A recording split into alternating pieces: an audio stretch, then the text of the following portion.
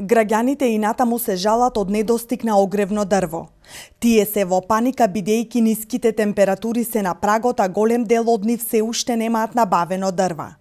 Иако грејната сезона веќе започна, струмичани се потешко успеваат да ги обезбедат потребните количини на дрва.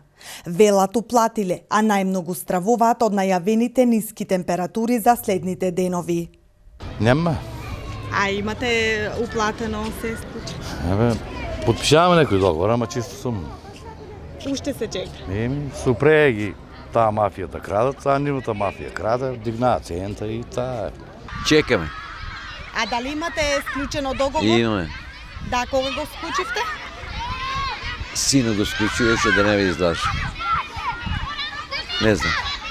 Да, значи се уште немате добиен. Чекаме па да видиме. Не. Тај месец ќе мораме да набавиме барем 3-4 кубика. Немам јас. А имате ли платено? Имам нешто, еден човек обеќа ми ќе ми донесе, не ми денеска не ми е донесел. Уште пред почетокот на грејната сезона, директорот на Струмичката подружница на Македонски шуми рече дека побарувачката за огревно дрво е зголемена, но врските по склучените договори за продажба на огревно дрво ќе бидат исполнети. Постои така едно, искрено да кажам, еден страв кај населението за набавка на огревното дрво.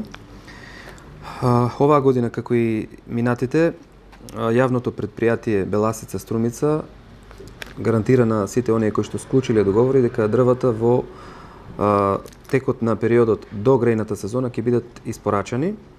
Ова го кажувам поради тоа што обврската која што ни е земена е многу помала во однос на количините кои што ги имаме посечено на терен, што значи количината од дрвна маса која што е веќе извезена на шумските патишта и е спремна за транспорт до урбаните складови од каде ќе стигне до крајните потрошувачи. Според директорот Михаилов, Струмичкиот регион има потреба од голема количина на дрва, но доколку се појави дефицит, рече дека очекуваат помош од соседните подружници. А дали ќе има огревни дрва за сите останува да видиме. За сега да се надеваме на уште топли и пријатни денови.